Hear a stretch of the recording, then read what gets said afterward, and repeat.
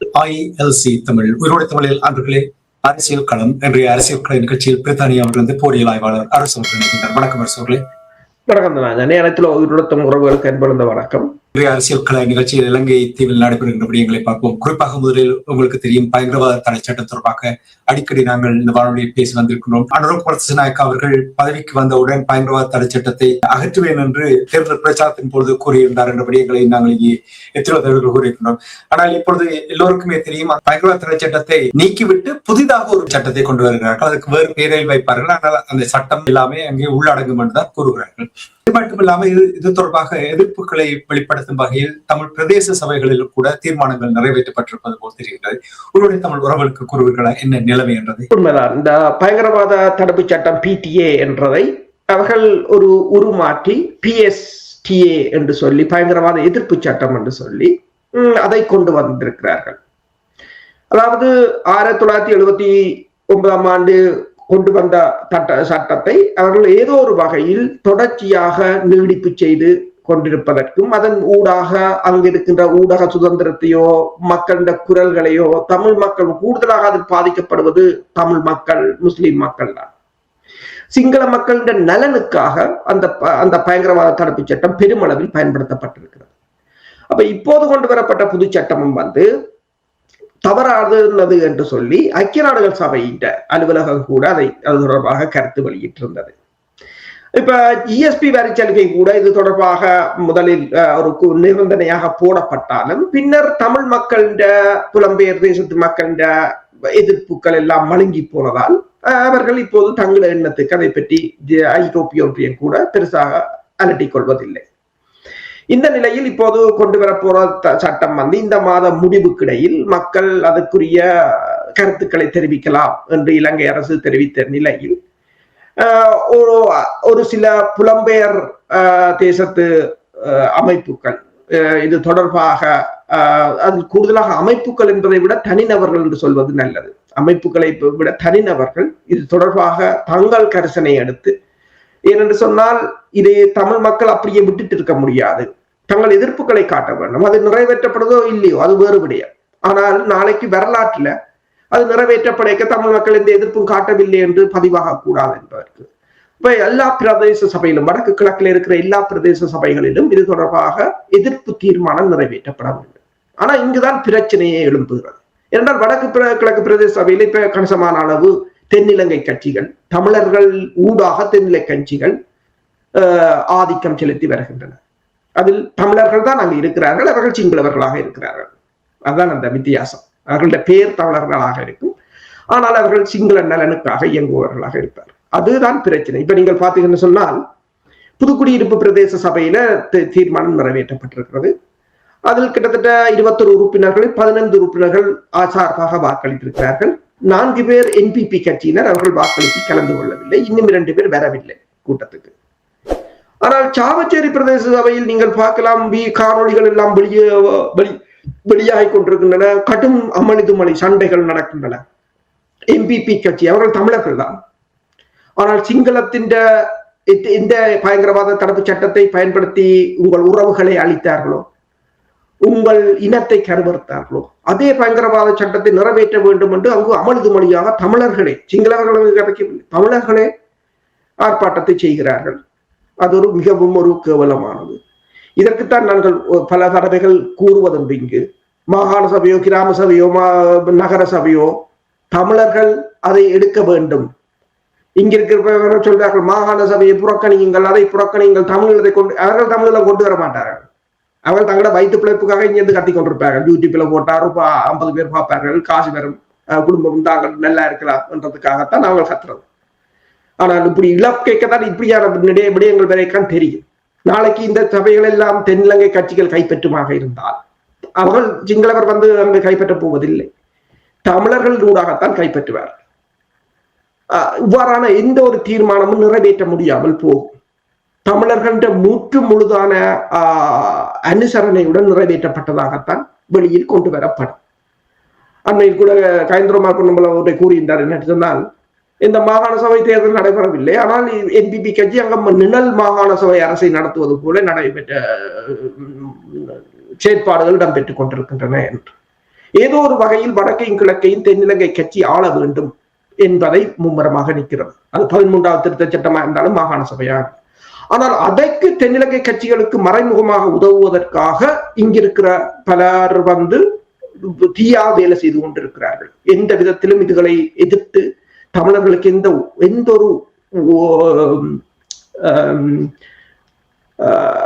எந்த ஒரு அதிகாரமும் கிடைத்துவிடக்கூடாது. தமிழீழம் என்றால் என்ன? இப்ப தீர்வு எழுதுவது தொடர்பாக நாங்கள் இதில் பேசியிருந்தோம். பேசும்போது பலர் கூறுகின்றார்கள், தீர்வை எழுதுவதற்கு அரமணத்தியாலம் பத்தாதான் கனவால் தேவையாம் என்று. நீங்கள் 2 அரமணத்தியாலம் சொல்லுவீங்கள் வரைக்கும் எல்லாம் போட்டோம். 100 வருடம் போராடும் போது அதை தீர்வங்களிடம் இல்லை என்று சொன்னால் அது வெக்கக்கேடு. யோகி என்ன சொன்னார்? யோகி என்ன ஒரு இடத்தை சொன்னார், தமிழீழம் என்றால் என்ன? தமிழம் இருக்கு, இதுதான் தமிழீழம். தமிழ் தான் நீங்கள் இருக்கிறீர்கள். அது சிங்களவர்களால் ஆக்கிரமிக்கப்பட்டிருக்கிறது. இங்கே புலம்பெயர் தேசத்திலிருந்தெல்லாம் சொல்லி தமிழீழத்தை பிறப்புறம் இறுதி இலக்கு தமிழீழம். தமிழீழம் இறுதி இலக்கு இல்லை. தமிழீழம் ஒரு இருக்குது. எங்களுடைய நிலம் ஆக்கிரமிக்கப்பட்டது. அந்த நிலத்தின் அதிகாரங்களை நீங்கள் படிப்படியாக பெற வேண்டும்.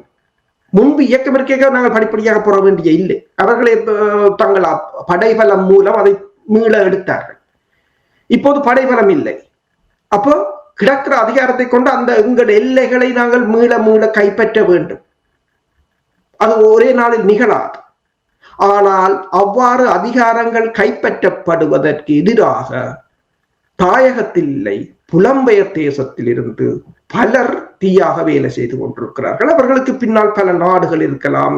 ஏனென்றால் இது ஒரு மிகப்பெரிய ஒரு பூகோள அரசியல் சிக்கலில் இலங்கையின் தமிழர் விவகாரம் ஒரு முக்கியமானது. அதுக்கு பணங்கள் வேறு இறைக்கப்படும். பலர் இங்கு களமிறக்கப்படுவார்கள்.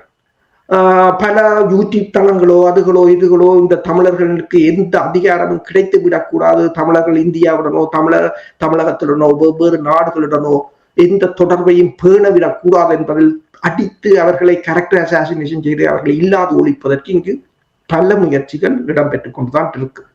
இருந்தாலும் இப்படியான நிகழ்வுகளுக்கு புலம்பெயர் தேசத்திலிருந்து அமைப்புகளை கடந்து தனிநபர்கள் கூட பணியாற்றி கொண்டிருக்கிறார்கள். அதன் ஒரு அங்கமாகத்தான் இந்த பிடிஏக்கு எதிராக இந்த நடவடிக்கை, அதாவது இந்த ஒவ்வொரு பிரதேச சபைகளிலும் அதற்கு எதிராக தீர்மானத்தை கொண்டு வரும் நடவடிக்கை என்பது முக்கியத்துவம் பெறுகின்றது. இந்த பயங்கரவாத தடை சட்டம் தொடர்பாக நீங்கள் கூறும் பொழுது தடை சட்டம் கொண்டு வந்தது தமிழர்களுக்காகத்தான் அப்பொழுது இருந்தே கூறுகிறார்கள், என்ன நோக்கத்துக்காக கொண்டு வந்து. ஆனால் சமீபத்தில் இலங்கை தீவில் நடந்த அகநிலைய போராட்டத்தினூடாக பயங்கரவாத தடை சட்டத்தினூடாக சில சிங்களவர்கள் கூட சிறையடைக்கப்பட்டார்கள், தண்டனைகள் அதனூடாக கிடைக்கப்பெற்ற என்று பேசுவதை கேட்டிருக்கின்றேன். இப்பொழுது சிங்களவர்களும் கூட இந்த பயங்கரவாத தடை சட்டம் தங்களுக்கும் அது எதிராக வந்துவிடும் என்று பயப்படுவதாகவும் அதை அவர்களும் அதிகமானவர்கள் விரும்பவில்லை என்று கூட கூறுகிறது போல் செய்திகள் 1-2 பார்த்திருந்தேன். இதில் அவ்வளவு உண்மை இருக்கிறது. உண்மைதான். இப்போது அவர்களுக்கு இந்த பயங்கரவாத தடுப்பு சட்டம் முஸ்லிம்களுக்கு எதிராக சிங்களவர்களுக்கு எதிராக கூட தேவைப்படுகின்றது. என்னென்று சொன்னால் டெல்வின் சில்வாவின் கணக்கின்படி கிட்டத்தட்ட 20 ஆண்டுகளாவது தாங்கள் அந்த நாட்டை ஆட்சி செய்ய வேண்டும் என்ற ஒரு நிலையில் தான் அவர்கள் இருக்கிறார்கள். அப்ப 20 வருடத்துக்கு ஆட்சி செய்ய வேண்டும் என்று சொன்னால் எதிர்கட்சிகள் மற்றது அரசுக்கு எதிரானவர்களை அடக்க வேண்டும். அதற்கு அதிக அதிகாரங்களை படைத்துறைக்கு கொடுக்கின்ற ஒரு சட்டமாக இந்த சட்டம் தான் இருக்கின்றது. இப்ப இந்த சட்டத்தை வைத்துக் கொண்டு நாட்டில் மிகப்பெரிய ஒரு அதாவது கருத்து சுதந்திரமாக இருக்கலாம், ஊடகத்துறையாக இருக்கலாம், ஒன்று கூடல்கள் எல்லாவற்றையும் தடுக்கலாம். அதை பயங்கரவாதம் என்ற போர்வையின் கீழ் அதை அமுக்கி விடலாம். எனவேதான் இப்போது சிங்கள பகுதியில் கூட இதற்கு எதிராக பலருக்கு இப்போதுதான் அவர்களுக்கு இது இந்த தாற்பயம் விளங்குகின்றது.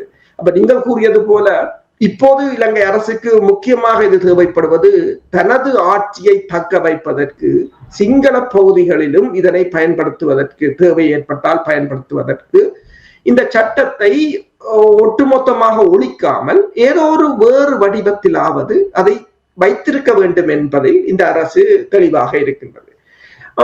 இந்த அரசு ஆட்சிக்கு வர முதல் இந்த சட்டங்களை எதிர்த்து போராடியவர்கள், பயங்கரவாத தடுப்பு சட்டத்திற்கு எதிராக போராடியவர்கள் எல்லாம் இருக்கிறார்கள் அந்த கட்சியில். இருந்தாலும் இப்போது அந்த நிலைமை மாறி தாங்கள் ஆட்சிக்கு வந்ததும் தங்கள் ஆட்சியை தக்க வைப்பதற்காக இந்த சட்டம் அவர்களுக்கு தேவையாக இருக்கு. ரணில் விக்ரமசிங்க கூட பயங்கரவாத தடை சட்டத்தை நீக்க வேண்டும் என்று கையொப்பமிட்டவர் கோட்டாபய ராஜபக்ஷ பதவியில் இருந்த பொழுது இதுதான். ஆனால் ரணில் விக்ரமசிங்க ஓராண்டு பதவியில் இருக்கும் பொழுது என்னத்தை செய்தார் என்பதையும் கூட பலர் சுட்டிக்காட்டியதை நான் கேட்டிருக்கின்றேன். இனி நாமல் ராஜபக்ஷ ஆக்ஸ்போர்ட் மற்றும் கேம்பிரிட்ஜ் பல்கலைக்கழகத்திற்கு மாணவ சங்க அந்த கூட்டத்தில் உரையாற்றுவதற்காக வருவதாக இருந்திருந்தார். ஆனால் இப்பொழுது வரவில்லை. அவருடைய அழைப்பை ரத்து செய்திருப்பதாக இந்த பல்கலைக்கழக மாணவர் ஒன்றியம் அறிவித்திருப்பது போல் தெரிகிறது. இந்த விடயத்தை கூறும்பொழுது ஒரு சம்பவம் ஞாபகத்துக்கு வருகிறது. உயிரோடை தமிழ் வானொலியில் நாங்கள் நேரடி நிகழ்ச்சியை நடத்தி கொண்டிருந்த பொழுது ராஜபக்ஷ அவர்கள் ஹீத்ரோ விமான நிலையத்தில் வந்து இறங்கி இருக்கின்றார். அவர் இங்கே மாநாட்டில் கலந்து கொள்ள இருக்கின்றார், பல்கலைக்கழகத்துக்கு செல்ல இருக்கிறார் என்றவுடன் உடனடியாக எங்களுடைய உறவுகள் வானொலியை கேட்டுக்கொண்டிருந்தவர்கள் நேரடியாக ஹீத்ரோ விமான நிலையத்துக்கு சென்று முற்றுகை போராட்டத்தில் ஈடுபட்டிருந்தார்கள். 2010 என்று நம்புகிறேன் அல்லது 11. உடனடி நடவடிக்கையாக எங்களுடைய உறவுகள் செய்ததும் நல்ல ஞாபகம் இருக்கின்றது. அதுபோல்தான் பலருடைய எதிர்ப்பின் பிரகாரம் தான் 2 பல்கலைக்கழகம் ஆக்ஸ்போர்ட் யூனிவர்சிட்டி அண்ட் மற்றது கேம்பிரிட்ஜ் யூனிவர்சிட்டி இரண்டுமே இவரை உரை நிகழ்த்துவதில் இருந்து நீக்கி இருக்கிறார்கள் என்று கூறுகிறார்கள். இது தொடர்பாக நீங்கள் என்ன அறிந்தீர்கள் என்று கூறுவீர்களா? உண்மைதான். ஆக்ஸ்போர்ட் அண்ட் கேம்பிரிட்ஜ் பல்கலைக்கழகங்கள் அதன் கேம்பிரிட்ஜ் யூனியன் என்ற அந்த அமைப்பு யூனியன் நாமல் ராஜபக்ஷவுக்கு அதாவது பிப்ரவரி 25ஆம் நாள் அவரை உரையாற்றுவதற்கு அழைத்திருந்தது. அதே அழைப்பைத்தான் ஆக்ஸ்போர்ட் பல்கலைக்கழகமும் விடுத்திருந்தது. ஆனால் தமிழ் மக்கள் அதாவது கூடுதலான இளைஞர் அமைப்பு இதற்கு எதிராக தனது கண்டனத்தை தெரிவித்தது மட்டுமல்லாது போராட்டங்களை நடத்துவோம் என்று கூட அந்த கேம்பிரிட்ஜ் யூனியனுக்கு எச்சரிக்கை விடுத்திருந்தது.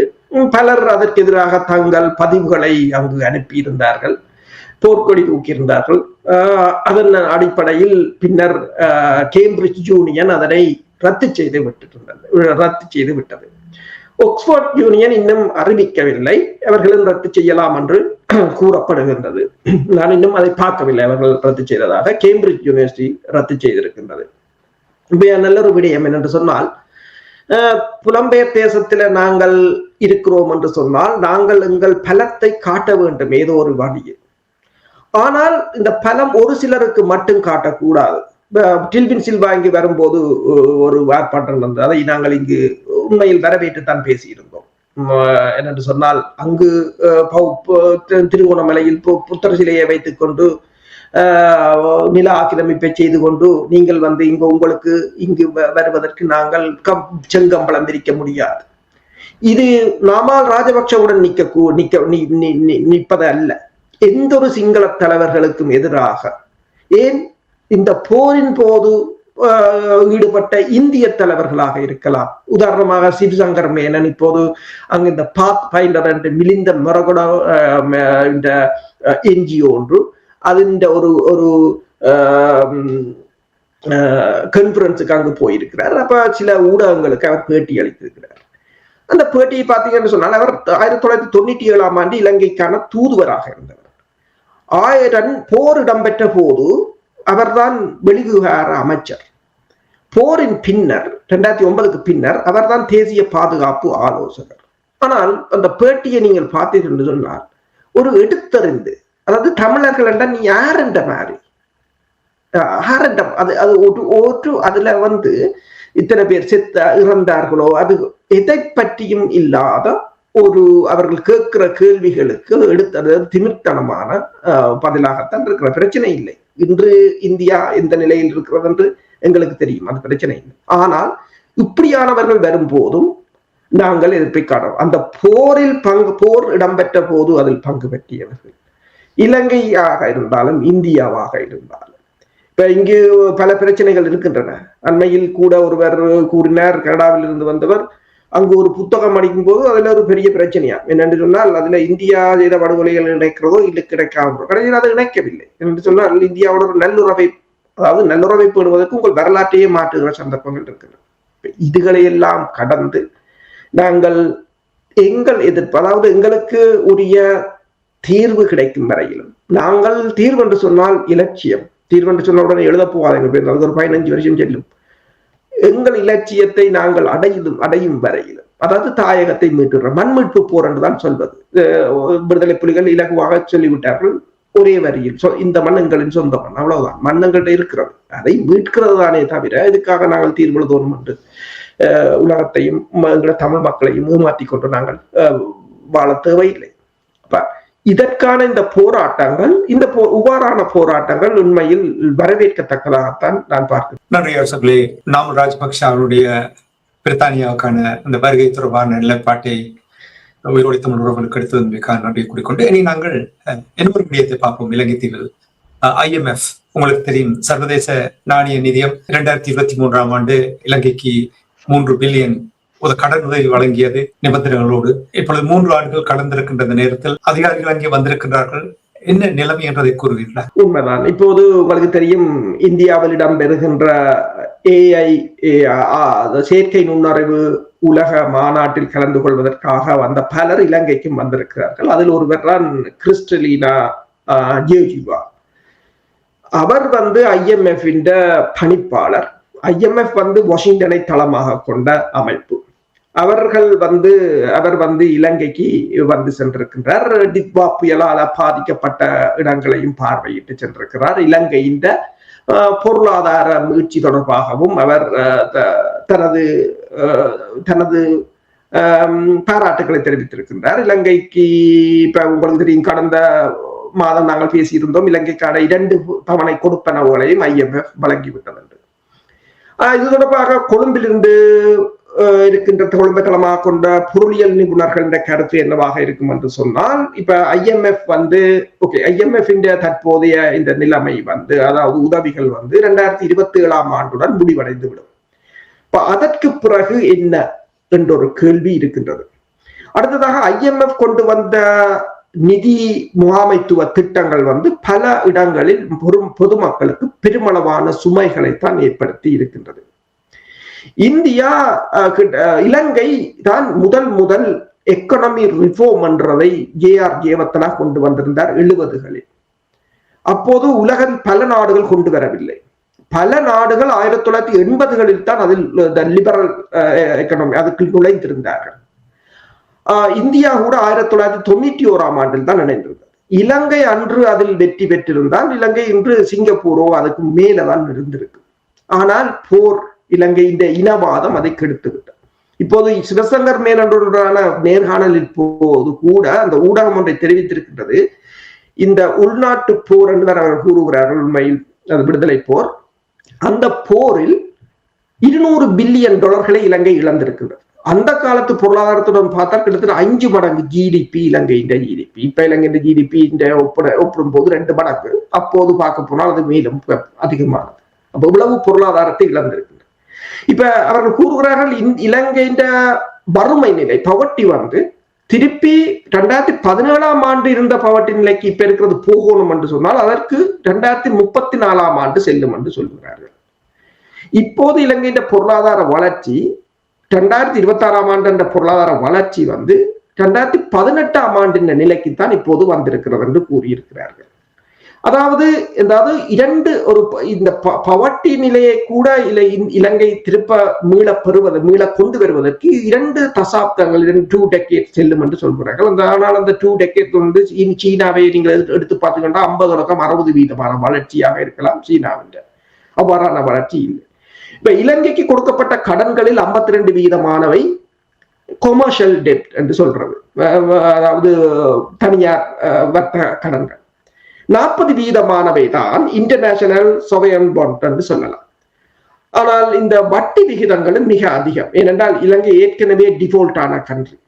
அப்ப அதுல நீங்க பாத்தீங்கன்னா 6%, 7%, சில சமயங்களில் 9% வட்டியாயும் இருக்குது. 9% வட்டிக்கு நீங்கள் எடுக்கிற பணம் 10 வருடத்தில் திருப்பி செலுத்தும் போது முதலை விட வட்டி அதிகமாக இருக்கும் என்று கூறப்படுகிறது. இப்ப இது பொருளாதார வளர்ச்சி 3%, 5% என்று சொன்னாலும், ஆனால் இவர்கள் டாலரை வாங்குவது 6-7-8% இருப்பதாக கூறுகிறார்கள். உதாரணமாக இப்போ ஒரு செய்தி வந்திருக்கிறது, நீங்கள் பார்த்திருப்பீர்கள். அர்ஜென்டினாவையும் இலங்கையை போலதான் IMF பெயில் எடுத்தது, எத்தனையோ பில்லியன்களை கொடுத்தது. அவர் அமெரிக்காவுக்கு சப்போர்ட்டாக அமெரிக்காவின் காலில் விழுந்தபடியால் அர்ஜென்டினாவை மீட்டார்கள். அர்ஜென்டினா அதுக்கு பிறகு உக்ரைனுக்கு உதவியது, இஸ்ரேலுக்கு உதவியது என்று சொல்லி, ஏனென்றால் பெற்ற கடனுக்காக பணியாற்றத்தானே வேணும், அப்படி பணியாற்றினார்கள். ஆனால் இப்ப என்ன நிலைமை என்று சொன்னால் வளர்ச்சி கூட அங்கு 5% 6% தான் இருக்கு. பொருளாதார GDP 5% 6% தான் இருக்கு. ஆனால் நிலைமை என்னன்னு சொன்னால் சாப்பாடு வாங்குவதற்கு பேங்க்ல கடன் எடுக்க வேண்டிய நிலை. பேங்கில் அவர்கள் அதைத்தான் அனைத்துலக ஊடகம் போட்டிருக்கிறது. பேங்கில் கடன் லோன் எடுத்து இங்க வெளிநாடுகள் நீங்க பாத்தீங்கன்னா பேங்க்ல கடன் எடுக்கிறது ஒரு கார் வாங்கலாம் அல்லது வீடு வாங்கலாம் என்றுதான் எடுப்பார். ஆனால் சாப்பாடு வாங்குறதுக்கு பேங்க்ல கடன் எடுக்கிற நிலைமைக்கு அங்கு போயிருக்கிறது என்ற இத்தனைக்கும் IMF அதனை பெயில் எடுத்திருந்தால் கூட உலகத்தின் பொருளாதாரமும் இப்ப உங்களுக்கு தெரியும், உலகத்தின் பொருளாதாரம் மிகப்பெரிய ஒரு சீரழிவான நிலையில் இருக்கின்றது. IMF வேர்ல்ட் பேங்கை பொறுத்தவரையில் இது ரெண்டையும் கண்ட்ரோல் பண்றது வாஷிங்டன் தான். அப்ப ட்ரம்ப் நாளைக்கு விடிய ஒலிம்பி ஒரு வசனத்தை சொன்னார் என்றால் இது என்ன நிலைமையும் மாறலாம். அடுத்ததாக இப்போது இனவாதம் ரேசிசம் என்று சொல்றது உலகத்துல வளர்ந்து கொண்டு வருகிறது. மற்றது ஃப்ரீ ட்ரேட் என்ற சொல்லே இப்போது மறைந்து விட்டது. அதுக்கான சாத்தியக்கூறுகள் இல்லை. இவை எல்லாவற்றையும் கணக்கில் எடுத்துத்தான் அந்த பொருளியல் நிபுணர்கள் கொழும்பை தளமாக கொண்டவர்கள் ஒரு ஆய்வாக போட்டிருக்கிறார்கள். அதாவது இலங்கை இந்த நிலையில் நிற்கின்றது என்ற ஒரு எச்சரிக்கையை கொடுத்திருக்கிறார்கள். சுருக்கமாக சீனா மற்றும் இந்தியா போன்ற நாடுகள் இலங்கைக்கு தொடர்ந்து உதவி வழங்கி கொண்டிருக்கின்றது, கடன் உதவி வழங்கி கொண்டிருக்கிறது. இது IMF-க்கும் அவர்கள் வழங்குகின்ற அந்த உதவிக்கும் அந்த நிபந்தனைகளுக்கும் ஒரு முரண்பாடாக அமையும் என்று நீங்கள் நம்புகிறீர்கள்? உண்மைதான். இப்போது அவர்கள் கடனை என்னென்று எந்த தரப்பாக இருந்தாலும், மேற்குலகமாக இருந்தாலும், IMF-ஆக இருந்தாலும், சீனாவாக இருந்தாலும், இந்தியாவாக இருந்தாலும் எல்லோரும் கடனை ஒரு பொறியாகத்தான் பயன்படுத்துகிறார்கள். இந்தியா ஓடி வந்து உடனடியாக தூக்கி கொடுப்பது சும்மா கொடுக்கவில்லை. இந்தியா இலங்கையை தனக்கில் வைத்திருக்க வேண்டும் என்று. சீனா கொடுத்தாலும் அவ்வாறுதான். இப்போது IMF கொண்டு போய் காசை கொடுத்தாலும் அவ்வாறுதான் கொடுக்கிறார்கள். இப்ப இதில் நீங்கள் பார்க்கலாம் என்று சொன்னால் முரண்பாடுகளுக்கு அப்பால் இலங்கை எங்கு நிற்கின்றது, எதை தெரிவு செய்ய வேண்டும் என்ற ஒரு நிலை. ஏனென்று சொன்னால் குளோபலைசேஷன் என்று சொல்லி, திறந்த பொருளாதாரம் என்று சொல்லி, ஏற்றுமதி இறக்குமதி என்று சொல்லி அவர்கள் உள்ளூர் கட்டுமானங்களை அதற்கேற்ற மாதிரி வடிவமைத்து விட்டார்கள். ஆனால் இப்போது எல்லாம் உடைந்து விழுகின்றது. அடுத்தது எங்கு செல்வது, எதை பிடிப்பது என்ற ஒரு நிலை மிகவும் ஒரு பரிதாபமான நிலையாகத்தான் இருக்கின்றது.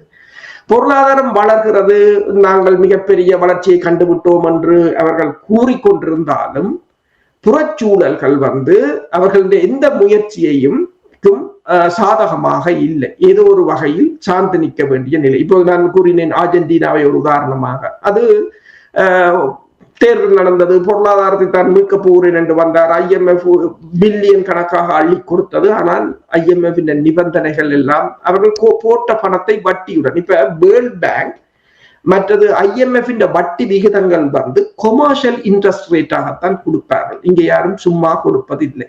அப்ப ஏதோ ஒரு வகையில் இலங்கை அரசு நீங்கள் கேட்டது போல சீனா இந்தியாவின் உதவிகள் மேற்குலகத்துடன் முரண்படுகிறதா என்றால் இதில் கொடுக்கிறவர்கள் எல்லோரும் ஏதோ ஒரு நோக்கத்துடன் தான் கொடுக்கும். நன்றி. IMF தொடர்பான விடயங்களை வாய்ப்பு கொண்டமைக்காக நன்றி. இனி நாங்கள் அமெரிக்காவுடைய பசிபிக் கடற்படைக்கான தளபதி இலங்கைக்கு பயணத்தை மேற்கொண்டிருக்கின்றார். இது அவருடைய 2வது தடவை இந்த பயணத்தை அவர் மேற்கொண்டிருக்கின்றார். இந்த பயணத்தினுடைய நோக்கம் என்ன கூற முடியும்? இது 2வது பயணத்தை அமெரிக்காவின் பசிபிக் கட்டளை பீடம் மிகப்பெரிய ஒரு கட்டளை பீடம். அது இந்த அட்மிரல் ஸ்டீஃபன் ஹோக்லர் சென்றிருக்கின்றார் இலங்கைக்கு. அவர் அங்கு இலங்கையின் பாதுகாப்பு அமைச்சர், பாதுகாப்பு செயலாளர், ஏர் வைஸ் மார்ஷல் சம்பத் புயகந்தாவை சந்தித்திருக்கின்றார். அது மட்டுமல்லாது இலங்கையில் இருக்கின்ற அமெரிக்க தூதரகத்தின் பாதுகாப்புத்துறை லெப்டினன்ட் கேர்னல் தர அதிகாரி ஒருவரும் அதில் பங்கு பெற்றிருக்கிறார்கள். அவர்களுடைய பிரதான நோக்கம் இந்து சமுத்திர பிராந்தியத்தின் தற்போதைய நிலைதான், தற்போதைய ஆளுமை என்று சொல்லலாம். அதில் அவர் எப்படி கூறுகிறார், இந்து சமுத்திர பிராந்தியத்தின் இன்ஃபர்மேஷன் ஷேரிங் மற்றது கோஆர்டினேஷன். உங்களுக்கு தெரியும், இந்த கடந்த வாரம் 2 கப்பல்களை அமெரிக்கா இந்து சமுத்திர பிராந்தியத்தில் வைத்து கைப்பற்றியிருந்தது. அதுக்கு அமெரிக்காவின் பென்டகன் சொன்னது என்னென்று சொன்னால், எங்கள் நடவடிக்கைக்கு எல்லைகள் இல்லை என்று சொல்லி. ஏனென்றால் அமெரிக்கா அங்கே இருக்கு, இந்திய சமுத்திரம் அங்கே இருக்குது, பாதுகாப்பு சொல்லுகிறார். எங்களோட நாட்டின் பாதுகாப்பு, எங்களோட நாட்டின் பாதுகாப்பு அமெரிக்கா எல்லையிலே இல்லை. இப்ப உலகம் முழுத்திலுமே அமெரிக்காண்ட பாதுகாப்பு பிரச்சனையா தான் இருக்கிறது. அப்ப இந்து சமுத்திர பிராந்தியம். அப்ப அதை இவ்வாறான நடவடிக்கைகளை மேம்படுத்துவதற்கு. கடந்த வாரம் நாங்கள் பேசியிருந்தோம், இந்தியா வந்து 3 கப்பல்களை கைப்பற்றி இருந்தது என்று சொல்லி. அப்ப இந்த நடவடிக்கைகளை மேம்படுத்துவதற்கான ஒரு பயணமாகத்தான் இதனை பார்க்கலாம். என்னென்று சொன்னால், நீங்கள் பார்க்கலாம் என்னென்று சொன்னால், இப்போது இந்த இந்து சமுத்திர பிராந்தியத்தில் இருக்கின்ற தீவுகளை கூட, இப்ப பிரித்தானியா இந்த தீவை வந்து சாக்கோஸ் தீவுகளை வந்து ஒப்படைப்பதாக முதல் கூறியிருந்தாலும் மொரிசியஸிடம், இப்போது அந்த தீவை வந்து தாங்கள் ஒப்படைப்பது தொடர்பாக மீண்டும் அதை ஒரு பரிசீலனை செய்வதாக அல்லது தாமதப்படுத்துவதாக கூறியிருக்கிறார்கள். ஏனென்று சொன்னால், இந்த தீவை ஒப்படைப்பது வந்து தங்கள் பலத்தை குறைக்கும் என்று டொனால்ட் ட்ரம்ப் அவர்கள் முதலில் தெரிவித்தார். அதற்கு தனது எதிர்ப்பை தெரிவித்திருந்தார். அதன் பிற்பாடு மீண்டும் இந்த பிப்ரவரி 17 ட்ரம்ப் அவர்கள் மீண்டும் ஒரு பதிவை போட்டிருந்தார். அதாவது இது வந்து இந்த தீவை வந்து பிரித்தானியா கொடுப்பது வந்து அந்த அந்த நாட்டுக்கு ஒரு களங்கமாக இருக்கும் என்றும், இது வந்து தங்களோட எதிர்காலத்துல நடவடிக்கை எடுக்கின்ற நடவடிக்கைகளை பாதிக்கும் என்றும் கூறியிருந்தார்.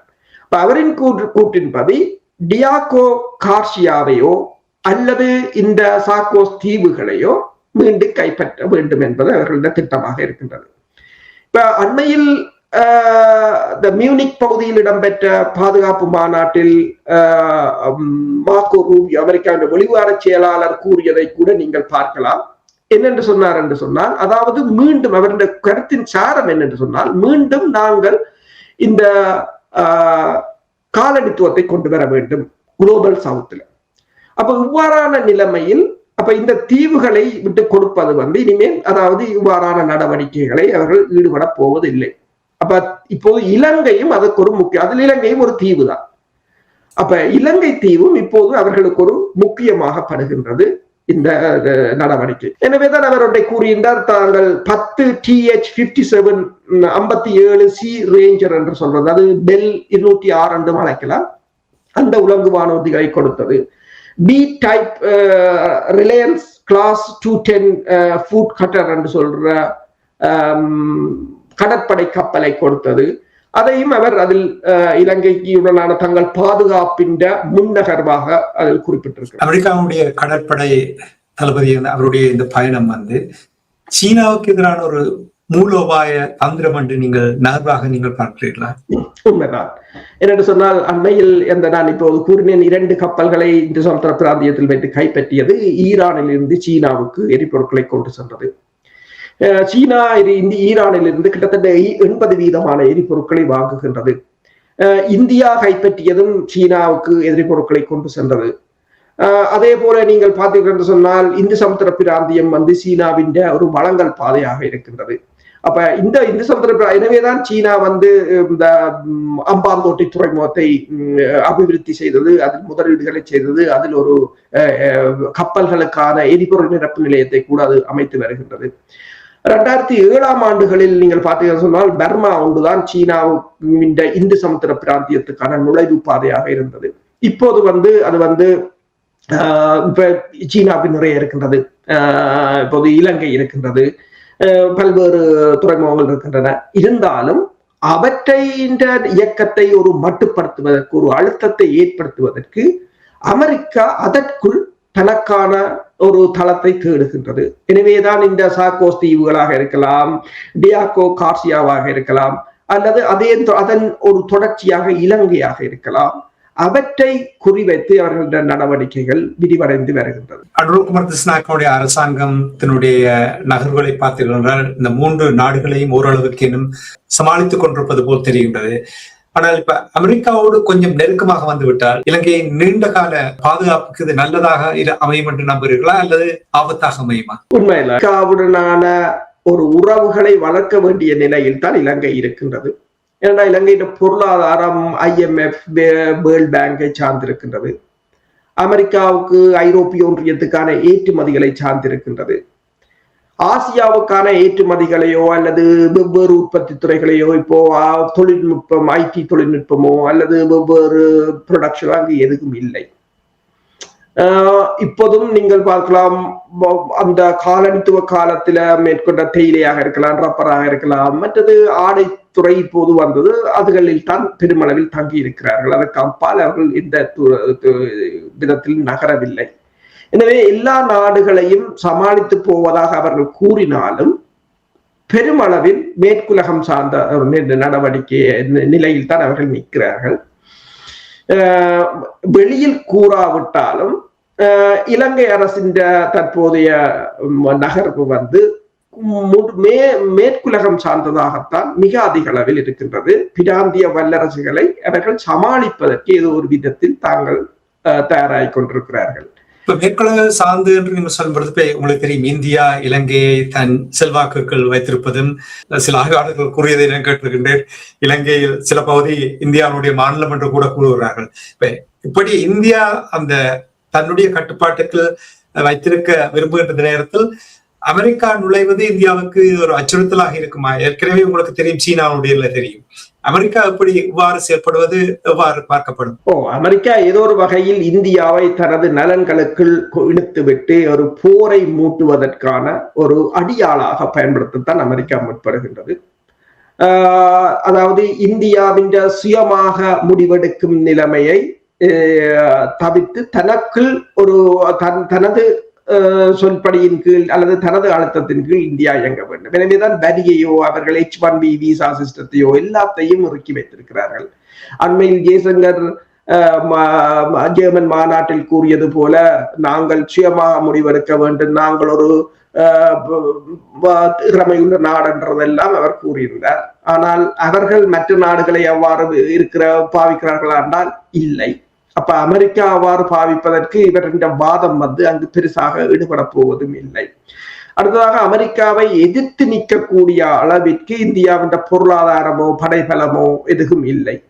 இந்தியாவின் படைபலத்தை இப்ப உங்களுக்கு பார்க்கலாம். இப்ப பாகிஸ்தான் இந்திய போர் கடந்த வருடம் இடம்பெற்றது. அந்த போரில் ஒரு வெற்றியை இந்தியா பெற்றிருந்தால் சில சமயங்களில் படைத்துறை மேலாதிக்கத்தில் அமெரிக்காவிடம் ஏதாவது ஒரு நன்மதிப்பை பெற்றிருக்கலாம். ஆனால் அதையும் இழந்து விட்டதாகத்தான் தெரிகின்றது. அப்ப அதற்கு பிறகுதான் முதலில் நீங்கள் பார்க்கலாம், முன்னைய காலங்களில் அமெரிக்கா வந்து இலங்கையை இந்தியாவின் ஊடாகத்தான் கையாண்டது. ஆனால் இப்போது அந்த கொள்கை மாறிவிட்டது. 2020 ஆண்டே, அதாவது ட்ரம்ப் இருந்த போது, மைக் பொம்பியோ வந்து கொழும்புக்கு வந்த போதே அவர் அந்த இலங்கையின் விவகாரத்தை அமெரிக்கா நேரடியாக கையில் எடுத்து விட்டது. அதுதான் அந்த மாற்றம் அடைந்த நாள் 2020 ஆண்டு. அதுக்கு பிறகு அமெரிக்கா வந்து இலங்கையை கையாள்வதற்கு இந்தியாவை நம்புவதில்லை ஒருபோதும். அப்ப அமெரிக்கா நேரடியாகத்தான் கையாளுகிறது. நேரடியாக கையாளுகிறது என்று சொன்னால் அது இந்தியாவின் பாதுகாப்புக்கு, இப்ப இந்தியா 1980களில் இருந்து எதை கண்டு அஞ்சியதோ அது இப்போது இலகுவாக நடைபெற்றுக் கொண்டு வருகின்றது. அது இந்தியாவின் வெளிவார கொள்கை வகுப்பாளர்கள் அவர்களின் தரமான செயற்பாடுகளாக இருக்கலாம். ஆனால் பிரச்சனை என்னவென்று சொன்னால், இப்போ ஒரு முனைவாக்கப்பட்ட உலகம் பல்முனைவாக்கப்பட்டிருக்கிறது. ஆனால் பல்முனைவாக்கத்துக்கு வந்திருப்பது யார் என்று பார்த்தால் சீனாவும் ரஷ்யாவும் அமெரிக்காவுமே தவிர அதில் இந்தியாவில்லை. ஐரோப்பிய ஒன்றியம் கூட அதில் இல்லை என்றால் அவர்கள் அந்த நிலைக்கு இன்னும் எட்டவில்லை என்றுதான் கூறப்படுகிறது. நன்றி அரசுகளை. இன்றைய நிகழ்ச்சியில் அணிந்து இலங்கைக்கு உள்ள அரசியல் நிலைமையை உயிரோடை தமிழ் உறவுகளுக்கு எடுத்ததற்காக உயிரோடை தமிழ் அன்பர்கள் சார்பாக நன்றி குறிக்கணும். மீண்டும் என்ன ஒரு நிகழ்ச்சியில் இணைந்திருப்போம். அது வரைக்கும் நன்றி, வணக்கம். நன்றி, வணக்கம். எமது பார்வையாளர்களுக்கு வணக்கம். மக்களின் குரலாய் ஓங்கி ஒலிக்கும் இலக்கு மின்னிதழ் மற்றும் உயிரோடை தமிழ் வானொலி ஆகிய இவ்விரு ஊடகங்களும் உங்களை போன்ற எமது நேயர்கள் நண்பர்களின் ஆதரவிலேயே இயங்கி வருகின்றன. மிக குறைந்த பலங்களுடன் பல இடர்கள் மற்றும் தடைகளை தாண்டி பயணிக்கும் எமது ஊடகங்களின் பணிகள் மேலும் வளர உங்களால் முடிந்த நிதியுதவியை வழங்கி இன்னும் காத்திரமான செயற்பாடுகளை முன்னெடுக்க உதவுமாறு மிகவும் பணிவன்புடன் வேண்டி நிற்கின்றோம். உங்கள் பங்களிப்பு உங்களின் உரிமை குரலாய் ஓங்கி ஒலிக்கும். நன்றி.